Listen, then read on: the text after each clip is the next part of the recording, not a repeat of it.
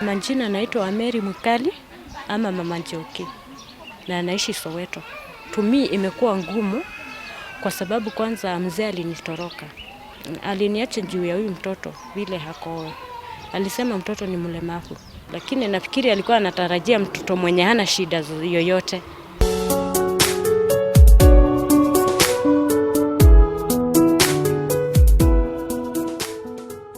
When Mama Njoki walks through that gate, she will be hoping, praying for a miracle.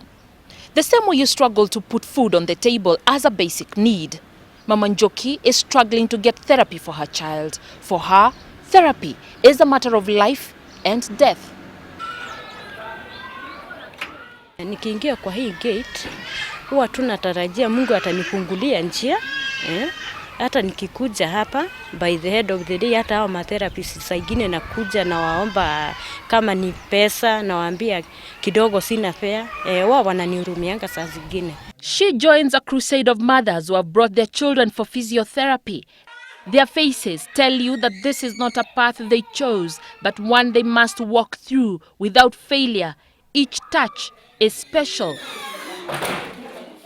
It can mean anything between life and death. Walking or a life on a wheelchair, the parent makes a choice.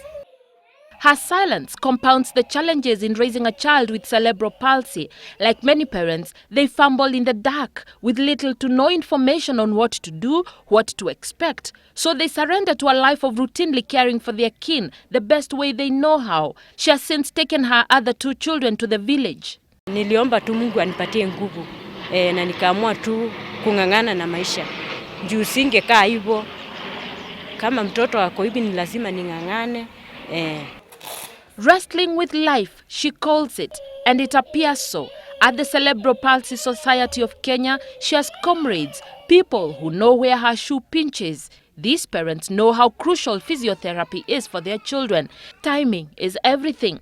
The ones you see here are children who are months to 6 years, because basically that is the period when it is best to rehabilitate, because the child is still young, you're able to restore lost functions. Therapy is a lifelong venture. They pay 500 shillings to access it, a fee that Mama Njoki can hardly afford. Thanks to the goodwill here, she's getting therapy for free.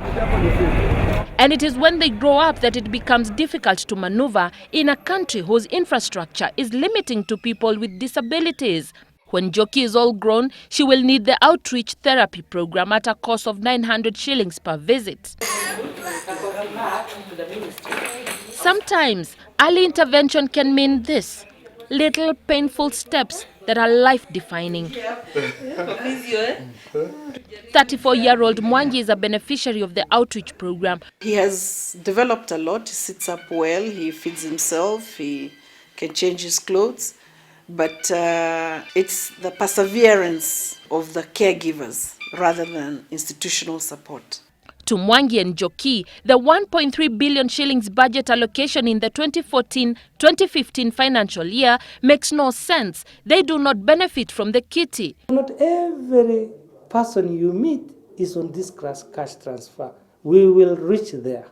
But I don't think it is fair to say you've just met somebody and is not getting anything. I hope you understand what I mean. Yes. There are even more than another 100,000 who are still waiting to get those assistance from us. You need not look far to see the face of transformation. Mwangi is it. It has been years of learning and dedication. He is kept mentally alert. He has earned himself friends in high places. He met Jaguar, the musician, during one of the concerts, and they struck a rapport. Every once in a while, he will pop in and say hello as they listen to music. Me and Mwangi met during the cerebral palsy walk, like one year and 6 months ago. So that's when I noticed Mwangi. I called him on stage. We danced pamoja, naimba nyimbo zote, so nikaona ni fan wangu. So I said, kutoka sahi Mwangi will be my brother. Go to Mwangi. These gestures mean a lot to the carers. There was a time when the physical infrastructure was functional. The Kenya bus, for example, that picked and dropped children at the Jacaranda school. where they would spend the day socializing. Such fond memories are not lost on those who have seen the slow and menacing death of the much-needed services. Transport is a big issue. When the bus system stopped, KBS that used to go to Jacaranda school with conductors in place, with doors that closed, so that there was order. And the children were okay, we just dropped them and off they went. And it was okay. A lot of children stopped going to Jacaranda school. Because other than for those who could walk and manage it, everybody else trying to get a matatu, the speed it's going at, you can't coordinate very well, you can't explain yourself, you don't know where to alight. Very many children just ended up at home. Now, their world has slowly been shrinking, condemned like Mama Njoki to a life of need. But the government says it is engaging cerebral palsy stakeholders to ensure the gaps are sealed. Awareness has been an issue, let's be very honest. Awareness creation, most of Kenyans do not even know the National Council exists.